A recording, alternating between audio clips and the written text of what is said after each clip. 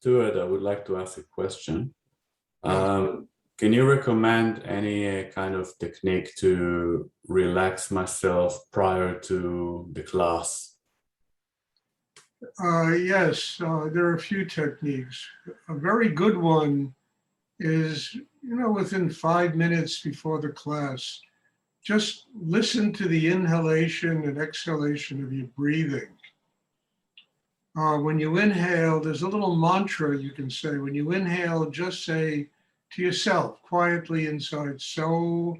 When you exhale, say hum. Inhalation, so, and if you really listen to your breathing, it will become so hum. The very sound will become so hum. It'll relax your mind. And the meaning of so hum is so is I am, hum, that. I am literally one with everything. That will quiet your mind. That'll, really settle your mind down. I mean, it's a very good exercise. I mean, you could even do that, you sit down on a park bench somewhere and just do that for 5 minutes during the day. It'll relax you also. Another one is that you just drop your arms at your side and you just say to yourself, please help me to surrender all negative psychic tension. And be sure you say negatives, because just of everything is psychic tension. So please help me to surrender all negative psychic tension. And you'll feel that superficial surface tension in you just flowing off the ends of your fingers. And that's a very good exercise. And there are others, I mean, look, there are things like, you can take a shower, walk around the block, do a little exercise, something, to get rid of the tension inside you. I think it's very important that one starts the class having mastered the tension inside, because otherwise people will spend, 30 minutes in the class just trying to overcome their tension.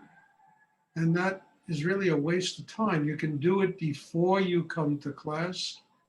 And these little exercises will really help you do it. Especially that breathing exercise. I mean, it's really good. It will just, and you begin to recognize such simple things like breath is prayer. I am that. I am that. It's prayer. And that 8 billion people are praying 24 hours a day, and they don't even know it. I am that. So hum. Does anyone else have a question? Thank you very much. You're welcome.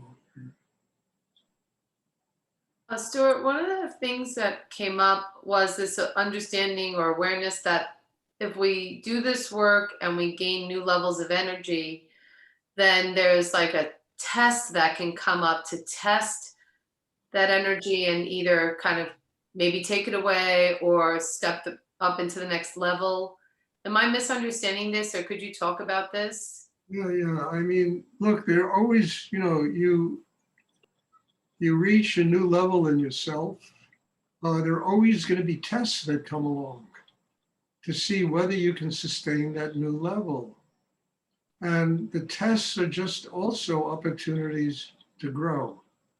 It comes in people that come into your life, things that people say. It comes in family related. It comes in everything in life. There always are tests. And the tests are really, simply, can I sustain this? Or am I going to succumb to the tension of these tests or whatever they are that take place and lose all the work that went into building another level of my life? So this, it's almost like an organic process. It's almost like every time you grow, something comes along to test you. somebody says something that aggravates you. You get into a taxi and the taxi driver is driving like a madman, you know? Things come along that really test the next level of your work. And the whole purpose of that is to discover, can I sustain it? Or am I going to just allow these things that take place, you know, to just blow my inner life, you know? And life has a tendency of doing this to us all the time. So we as people, you know, when we attain these new levels of, you know, consciousness, understanding, inner work, along with that is having the capacity to not let it be sucked out of us by life. I mean, you know, look, I've had it, you know, all my life. There's always something that comes along. You know, you get deep insights, tremendous growth, you know, and somebody comes along and does some stupid thing that irritates you. And then all of a sudden, all of that growth is gone, you know? Or we have a tendency of wanting to tell everybody about our growth. And in doing that, we drain all the energy out of ourselves. So it's better to just conserve the energy, conserve the growth, not get upset, you know, at people. I've always told this story. I've told it a million times, you know, about in Big Indian. I went up there to spend some time because it was a very difficult winter for me. And I was driving a tractor and the manager of the ashram came running across screaming at me. And I remember getting off the tractor and I felt good. I felt like, man, you know, I got out of New York City. I can relax a little bit. I can enjoy nature. And this manager screaming at me. I did 50 things wrong. I was there 20 minutes. And I'll never forget, I mean, the alternative was to get into a big heated argument with this guy, or to just stay centered in myself and see what happens and keep my mouth shut, conserve the energy that I worked all winter to build in myself, you know, to grow to another level in my life. And, you know, 10 minutes went by and this guy I didn't say one word to him. He just looked at me, he started crying. He gave me a big hug and he looked at me and he said, "Stuart, thank you." And what I discovered, he just needed to drop tension. He was so full of tension. And my capacity to stay centered, you know, and not blow a whole year's worth of growth that could have been blown in that moment. It enabled this other person to find a deeper meaning in his life. And it also showed me how I could sustain that work that I've done. I don't have to get into fights, excuse me, and arguments with people. And if they're crazy, it doesn't mean I have to be crazy. If they're upset, it doesn't mean I have to be upset. If they tell me about 50 things wrong with me, I don't have to tell them about 50 things wrong with them. I have enough security in myself, you know, to understand that, no, I don't have to do this. So there are always tests in life. And there are always people that come along and irritate us, you know? And it's for us, as I've said all week, I've been talking about this, to find ways to grow because of these situations that take place instead of allowing them to suck our energy out of us.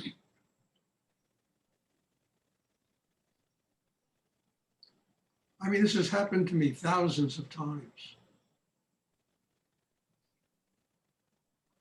And every time it happens, it's just another opportunity for me to sustain the growth that has taken place and for me to find out whether I'm upset, I'm this, or can I just stay calm and say, look, It's all bullshit. It's just going to pass, you know?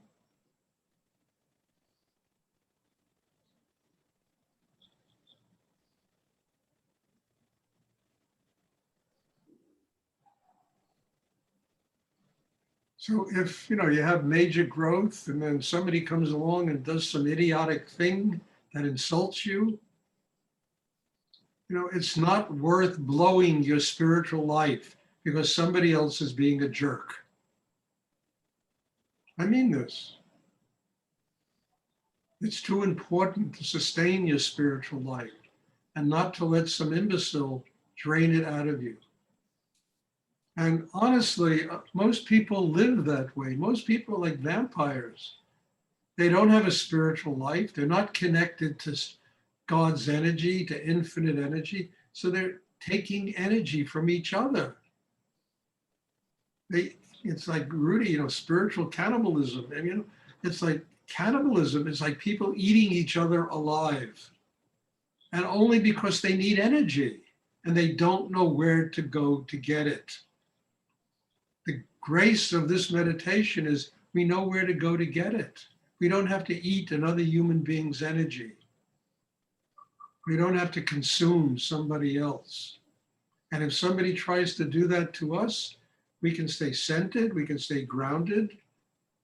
And we also can say to them, no, you can't do this to me.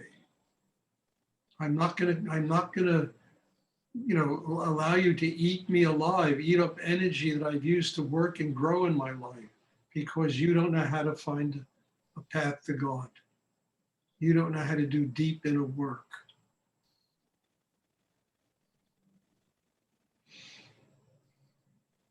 I mean, you get very strong doing this. And you also learn how to deal with people.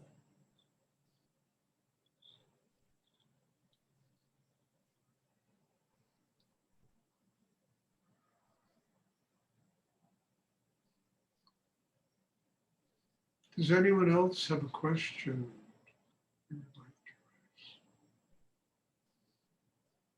So, you know, if you have a major growth, a major transformation that takes place in your life, and then somebody comes along and they're doing ridiculous things and stupid things, or just keep your mouth shut and just stay centered and it'll pass, you know? And the funny thing about that is when you no longer allow these people to consume your energy, I promise you they'll find somebody else to go to. They'll leave you alone.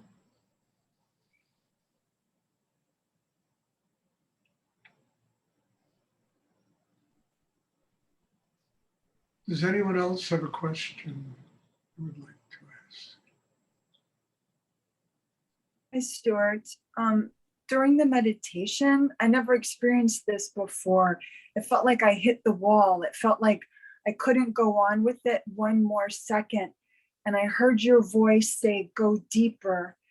And despite everything wanting to just jump up, I stayed with it. And then my whole body like broke out in the heat and a sweat. And then it felt like a wave passed. Could you talk about that, the resistance? And well, I can only say congratulations, Paul. This is great what you described. You know, the resistance is also a test.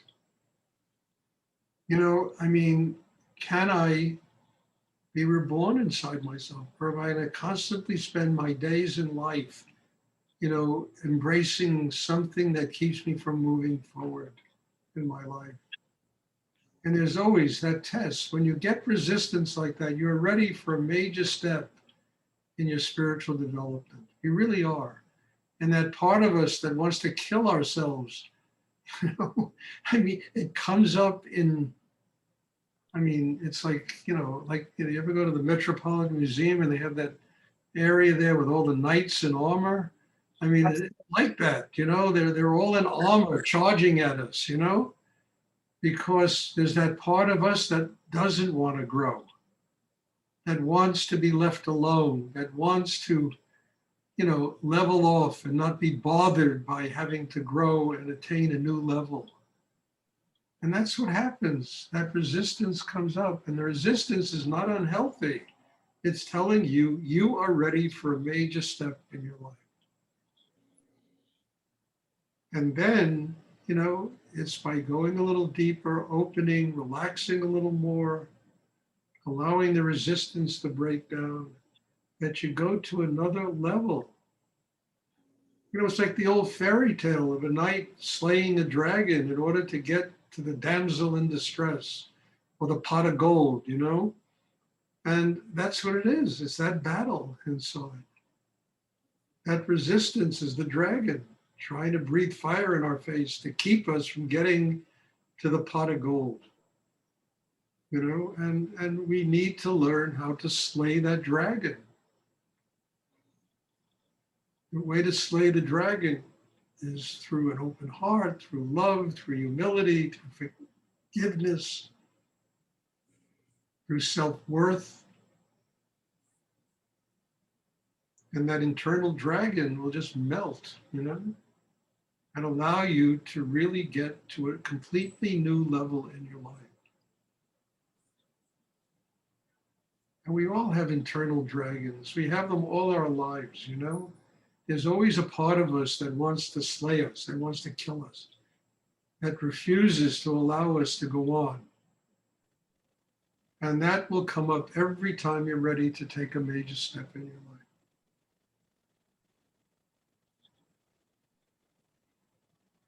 So what you described is great. Just keep doing it. I mean, that kind of growth is wonderful.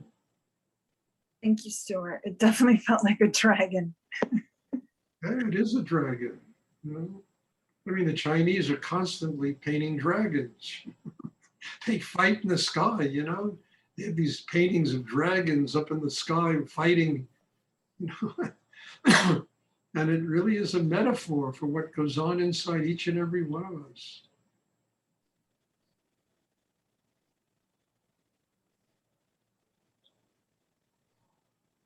Does anyone else have a question?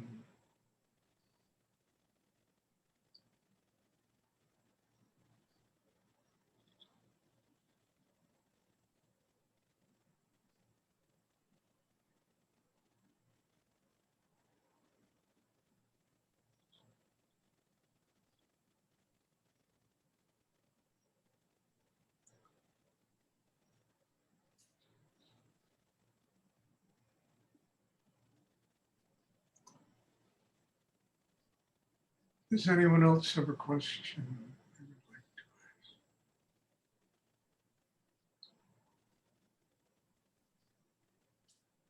And there's one thing I can also tell you is that in this kind of inner development, you're going to get tired. You're going to get physically tired, emotionally tired, mentally tired. And it's okay to rest. You don't have to drive yourself crazy because you can't do, the creative things that you think you have to do at that particular moment.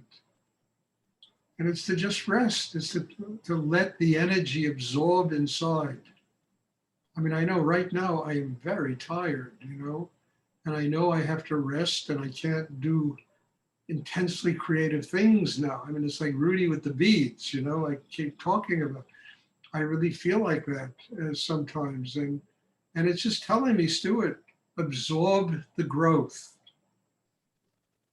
Allow the growth to become so much a part of you, that you don't lose it because of, some stupid thing that's, that will happen in life.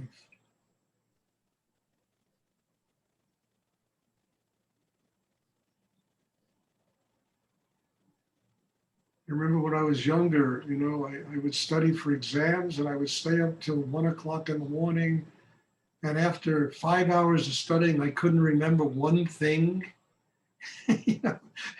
So I went to sleep. I got up the next morning and everything was clear. My system had absorbed all the learning. And that was a lesson for me. This is pre-Rudy, that it's there in the unconscious. You learn it. And then you got to rest. You got to take it easy. You got to allow this energy to absorb inside and become permanently inside you as part of your inner life. Excuse me, Stuart. Yes. This is Brenda. Are you saying that we should take a rest from the meditation if we feel like we're overwhelmed? Saying, you know, the consistency of meditation is very important. But afterwards, you know, it's not a time to go out and go to some, you know, hip hop club, you know, and blow all your energy. It's a time to relax and take it easy and, you know, and absorb the class. Let the class become, you know, open, you know, the class become really part of your inner life. But coming to classes is the key, you know. I mean, I got an email from somebody today. Oh, I'm doing this. And I said to him, you know, I haven't seen you in a year. So I said to this person, I haven't seen you in a year. My work has changed so much in this year, you know, that how can you tell me what you're doing and you're connected to me? You haven't been in one class of mine in a year. And you know, oh, I can't go to group classes if you want to give me individual, you know, and I won't do that. I won't do that. I mean, I have in person, there are 2 people now here in Stanford, or I should say 3 people that I do in-person classes with. 2 of them came from out of, from across the country, and I will do that. But these people also attend the regular classes. So you got to come to the classes. I mean, I'm not, you don't have to come to 4 classes. If you came to 2, 3, it's all right also, but you got to have a steady diet of meditation. Otherwise, it doesn't work either. So, that's important. And then, look, what does the class amount to? Okay. There are 4 classes a week. Each class is maybe an hour and a quarter, an hour and a half. There are 168 hours in a week. So these classes take up 5 of them, and we have to do something with the other 163 hours. So there's a time to go out to restaurants, a time to go to movies, plays. There's a time to sleep, to rest. In 168 hours in a week, there's a time to do everything. Time to work, time to sleep. It's just that we have to learn how to use our time consciously.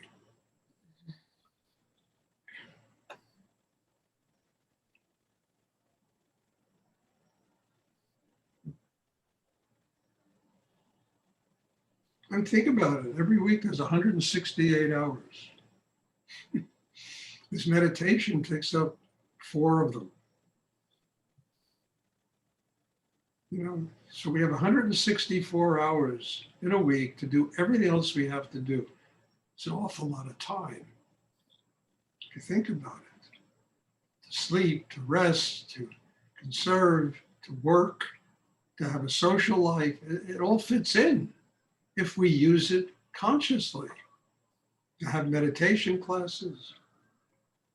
That's why when I hear people's excuses, I don't listen anymore. Well, I got this, I got that, I got that. All right, you have other priorities, so you don't come here.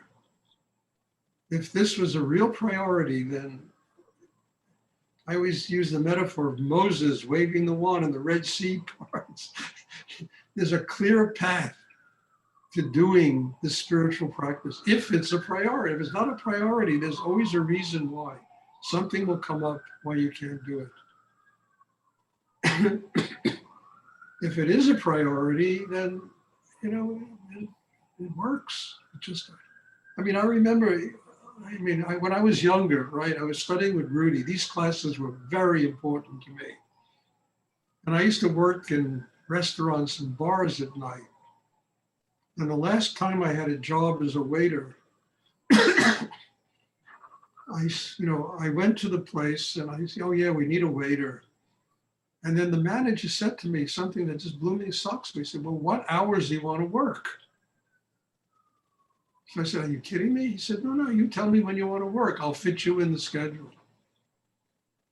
And I said, I've never heard, I worked in 100 restaurants in New York. I never heard that one before. So I came there, it left every class of Rudy's open for me. My need was so strong that the universe just worked to make this available because I had to be there.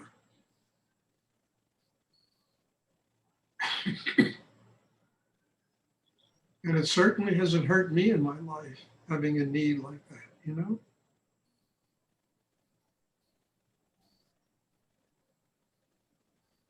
And as I say, there's so many, time to do everything in a week, including coming to meditation and sleeping and having a social life and even going on Facebook and Instagram and all of that stuff, you know, and which I don't do, you know, so whatever you want to do, there's time to do it.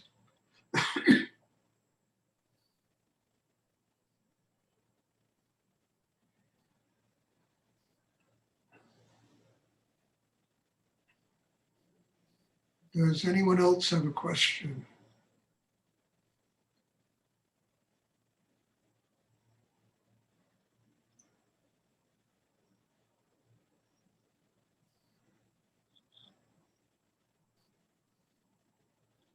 Okay, if there are no more questions, then again, as I always end these sessions, in all humility and gratitude, I am very thankful for every single one of you. God bless you for being here. This has not only helped you to grow, it's really helped me to grow. And the purpose of my life is to truly, you know, get to God, to be one with God. And I discovered many, many years ago how essential these meditation classes are to do that. More important than all the excuses I hear from people about their life and what they got and this and that. And for me, they've been essential. And I'm just grateful that you all come and participate in this and that we can share this amazing work that Rudy left us to help each and every one of us to grow. And thank you. God bless you all. Thank you. God bless you. There'll be a class on Sunday, and I'm looking forward to seeing you all. Thank you. Bless you. Thank you, Stuart. Thank you. Thank you. Thank you, Stuart. Good night. Yes. Class. Mm.